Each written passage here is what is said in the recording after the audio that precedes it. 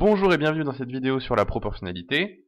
Cette vidéo est la suite de la dernière fois où nous avions appris à reconnaître une situation de proportionnalité, mais nous avions un peu essayé de sentir si c'était proportionnel ou pas sans faire trop de calculs.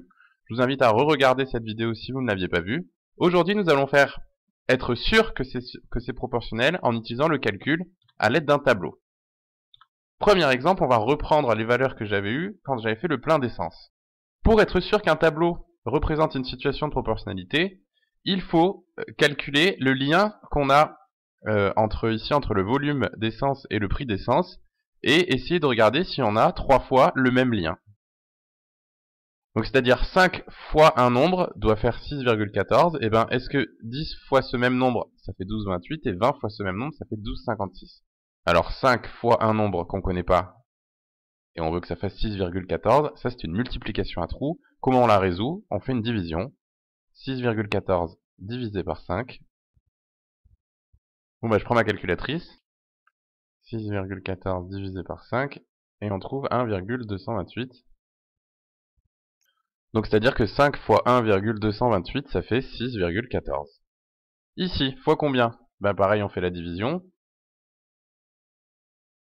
Alors là je vais pas utiliser la calculatrice puisque si on divise un nombre par 10 ça décale la virgule, ça va nous faire 1,228. Donc pour l'instant on a encore le même coefficient.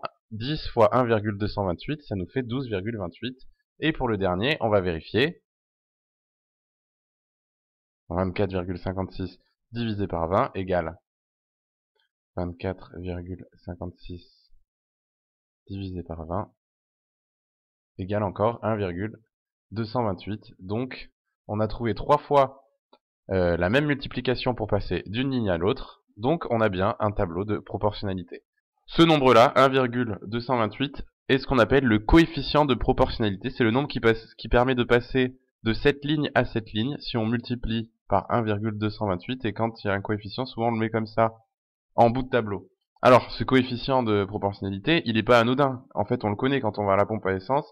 Et ben, qu'est-ce que c'est? C'est tout simplement le prix du litre. Donc la propriété, c'est que pour vérifier qu'un tableau est de proportionnalité, il faut qu'on ait toujours la même multiplication pour passer d'une ligne à l'autre. Voilà un premier exemple dans lequel on a deux grandeurs. On peut se demander si elles sont proportionnelles.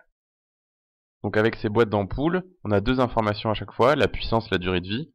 Est-ce que ces grandeurs sont proportionnelles, la puissance et la durée de vie? Alors on va faire un petit tableau. Donc pour la première, on a 11 watts qui nous donne 6000 heures. Pour la deuxième, 23 watts qui nous donne 11 000 heures. Et pour la dernière, 30 watts qui nous donne 10 000 heures. Alors tout à l'heure, j'avais fait ma flèche de bas en haut. Cette fois-ci, je vais la faire de haut en bas, mais ça change rien, on peut le faire dans les deux sens. 6000 divisé par 11 égale 6545,4545, etc. Ensuite ici, 23 fois quelque chose égale 11 000.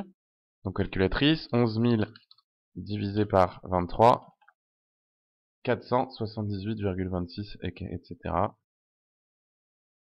Bon bah, là j'ai même pas besoin de continuer en fait, puisque pour que ce soit proportionnel, il faut qu'il y ait 3 fois le même nombre.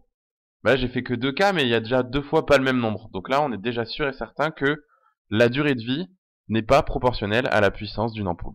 Donc ici, il n'y a pas proportionnalité, c'est-à-dire qu'on ne peut pas trouver de nombre à multiplier pour passer de la première à la deuxième ligne.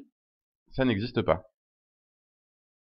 Et deuxième exemple, on a un employé qui travaille un certain nombre d'heures, et à chaque fois, on a son salaire. Donc voilà, les 3 derniers jours, il a travaillé 7 heures, il a gagné 57,4 €, 8 heures, 65 €, etc. On a toutes ces données dans ce tableau. Son salaire est-il proportionnel à sa durée de travail? Bah pareil, donc 7 fois quelque chose, ça fait 57,4. Donc on fait 57,4 divisé par 7. 57,4 divisé par 7. 8,2.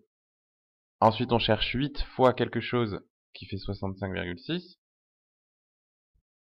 Calculatrice. 65,6 divisé par 8 égale 8,2. Et est-ce que 11 fois quelque chose, ça va encore faire 8,2, du coup ce serait proportionnel? Vérifions. 90,2 divisé par 11. Ça fait encore 8,2. Donc là, on a 3 fois le même coefficient pour passer de la ligne du haut à la ligne du bas. Conclusion, oui, le salaire est proportionnel à la durée de travail.